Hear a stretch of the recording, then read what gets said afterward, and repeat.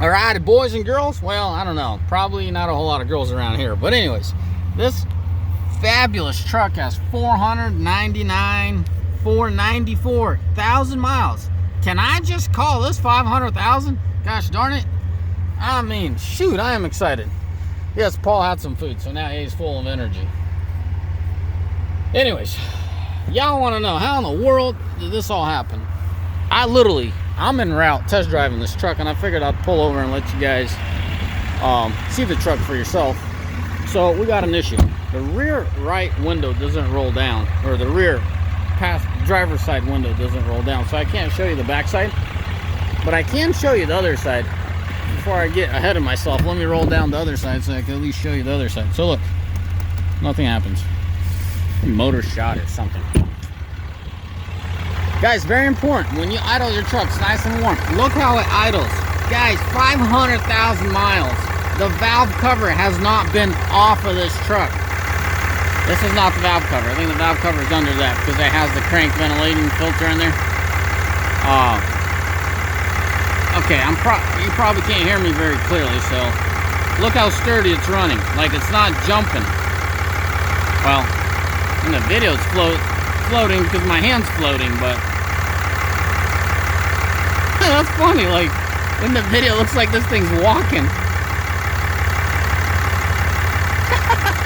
That's crazy. Oh, that's fancy. But anyways, y'all know what I'm talking about. You both need to get tightened or something. This engine is sturdy. Like, it's running awesome. Like, I'm fantastically inspired. That's what I was gonna say, but I'm ahead of myself. What I'm trying to say, I'm super inspired by what they did with these 6.7s. Like, how much miles will this truck really run? This engine, how many miles will it really run? Like, it is fabulous. Okay, it almost sounds like Ram paid me to advocate for him, but I don't know, man. I'm just excited. You know, the efficiency's there, you know, pushing a truck that far, but I'm excited to see it last for so long. Runs really healthy and steady. See, I rolled down the window. Oh, I was gonna get on, I don't know, there might be a second part of this video. I might be able to get on a creeper and show you guys how worn out the drive shaft is. I gotta get rolling here, and this truck needs some work. That's why I'm driving it right now. I'm taking it for a test drive. Anyways, boys, I'll show you the body of this vehicle. I'm gonna shut her down and get going. But once again, this is like it's like my ultimate truck. I don't know, like, this truck gave me the least worries, problems, whatever you want to call them. This is the first truck I bought brand new for someone to drive, not for myself. So, storytelling time. Oh, hold on a sec. Let's buckle up. You guys hear that clunk? So, I'm driving this truck because the driver came back in town after a trip and said, hey man, there's some vibration, something's going on. And he's, you know, mechanically inclined fellow. So I took it for a test drive. You know, running errands, doing whatever I gotta do. My boys still can't work on it today, so I figured I'd test drive myself, see how everything's going. And I'm like, well, I don't know if I'll have the chance, because this happened a lot of times where I'll grab a truck, I'm like, I should do a video. Nah, I'll get around to it later in the day. Bullcrap, man. I get carried away with my day, and the day is over.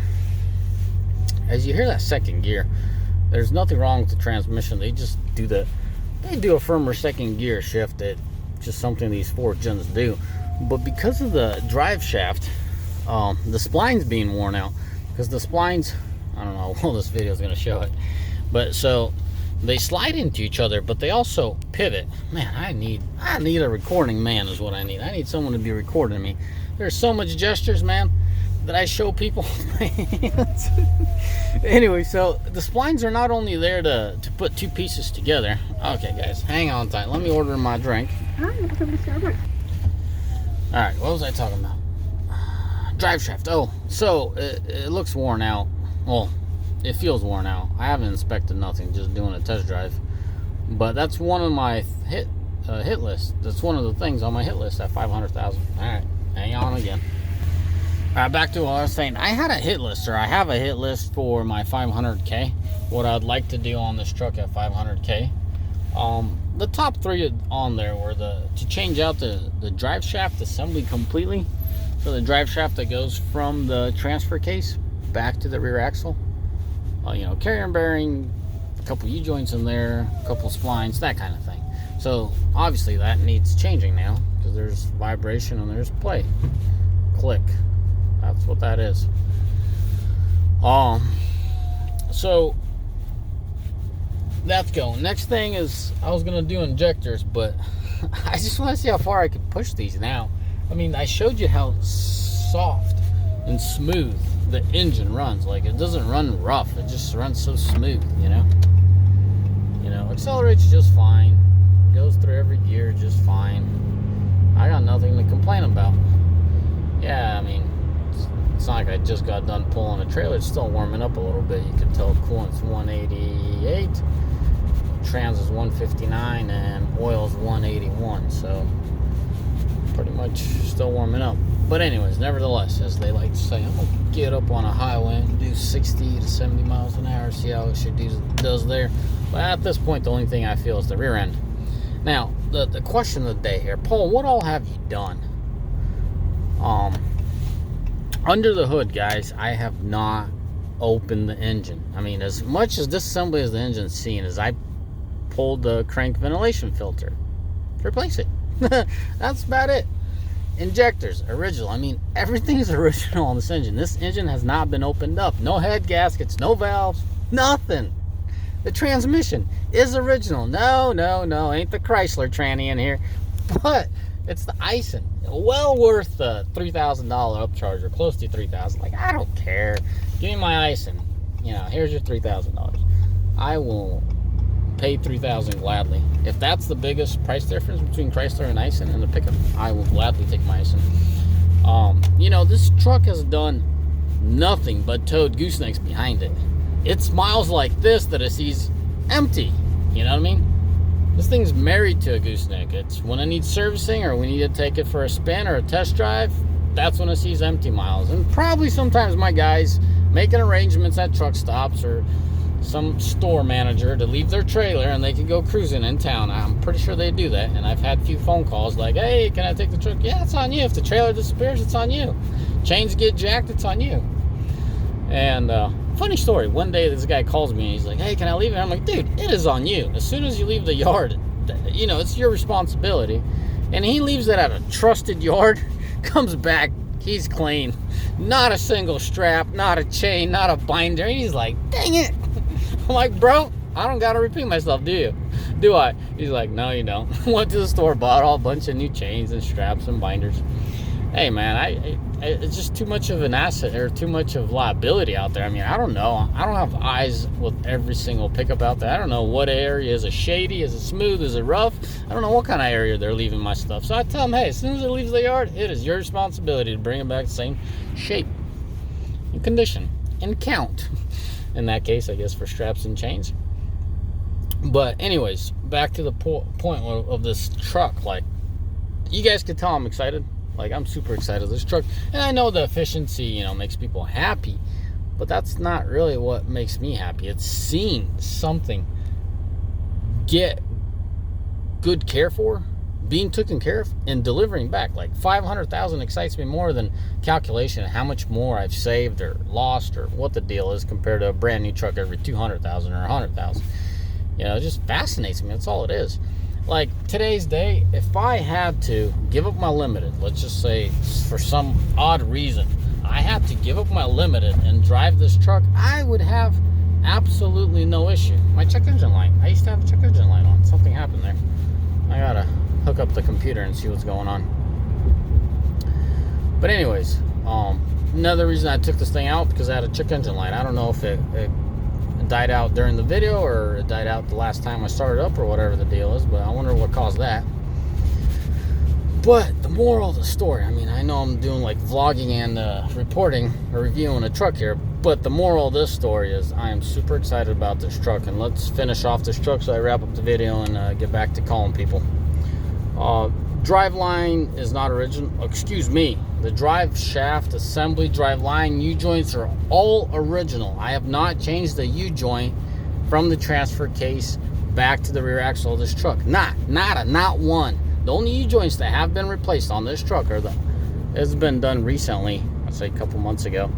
Left and right front drive U-joints, it clicks. You know, you turn on 4x4 and you take the left and it goes click, click, click, click. I'm like, oh snap, that thing's doners.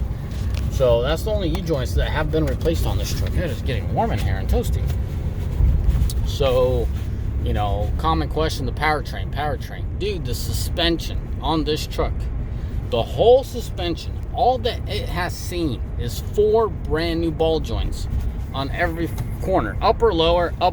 That is it. Okay? No more, no less. That is it for suspension. I know the stigma, Dodges have horrible front ends. You could sing that tune to someone else. When I run a truck for $500,000 and I have to do one set of ball joints at $300 some change, I'm fine with that. I am perfectly fine with that. And I can't call the suspension junk, considering the way it's treated me. The gearbox, it is not loose, it is not clunky, it ain't squeaky either. It's running perfectly fine, okay? Perfectly fine. There's no reason to replace it. Now, the brakes, on the other hand, I have noticed they feel weak. And what I mean weak, average Joe would be like, oh, this is perfectly fine. They clamp and they go. Typical 4th gen, excuse me, grab really hard from the beginning. These don't really grab all that hard from the beginning. So either the booster, the top vacuum part of it, or whatever's going on might get a little worn out.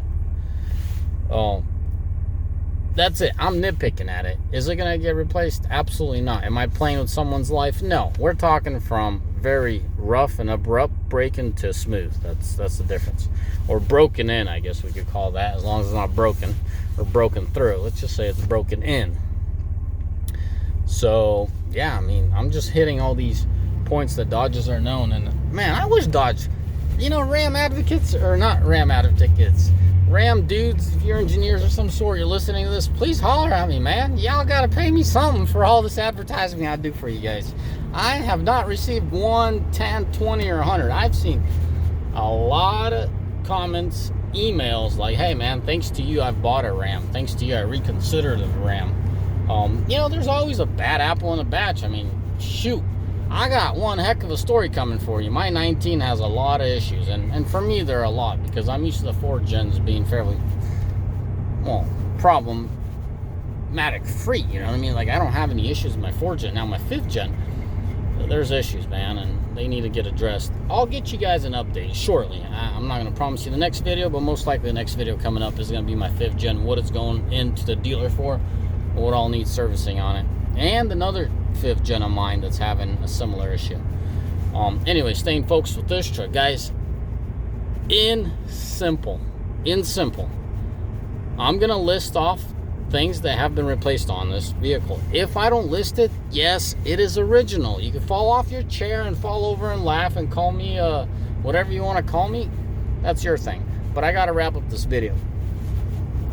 What has been replaced? The electrical part of the turbo, the actuator. The ball joints I've mentioned, the U-joints on the front drive shaft on the turning, transmission's original, transfer case is original.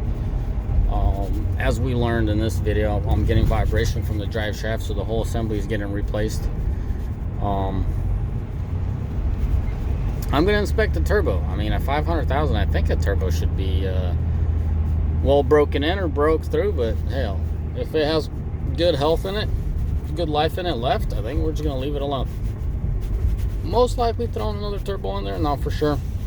Injectors got my curiosity, and I know curiosity killed a cat, but I mean, how does it run so smooth and so well with $500,000 on it? And I know this truck's been abused. I mean, this truck's been abused by a driver to the point where there's so much water in the fuel that it would not start on a cold morning. We had to thaw out the water out of the fuel system so we could start this truck. I mean, it was that bad. Yes, the driver's no longer around, but that's what I call driver abuse. And some of you guys call me pretty hard. Say I'm pretty hard on drivers. I love my drivers. God has blessed me with these drivers, and everything's awesome. But sometimes you just got to call things what they are and tell them boys to to go back to school and learn how to operate equipment in some cases. And in some cases, common sense is not so common, you know. Bro, you got a light, you know, that says you got water in your fuel. Maybe do something about it. Just maybe. You know, no big deal. Just give it at least a second thought or something. Nope, nada. Anyways, so yeah, the rear end on this truck, I want to finish off the powertrain, is original. Last service, oil service, the boys did bring me into the shop, said, hey, there's more shavings than usual. I'm like, hey, there's more miles than usual. They laughed. They're like, okay, so another fresh oil change. It's not whining, it's not squeaking, it ain't grinding either. Oh, look at that, I'm feeling a little bit of vibration there. I'll be darned. I better go park this truck before I lose the U-joint. You know, trucks run smooth, quiet, steady. I mean, what else do you want to hear? The oil pressure is good. We did notice for 10,000 miles, this truck did lose more than 2 quarts of oil, which is not so common. Either the truck was ran hard or it's starting to burn a little bit of oil, getting a little tired here. But yeah, boys, that's it, you know. That is really it. That's all this truck has gotten done to it. Yeah, as usual, protecting that wiring, there's an issue. It beats itself to death on the outside on the rocker panel there. That wiring needs put it in wire loom or some kind of protecting so it doesn't beat itself up against the rocker there. This truck had that issue, so we had to fix the wire and do the protection. That's it, boys. I'm wrapping it up. As always, may the Lord bless you. May you almighty find day and take a good look at this mileage.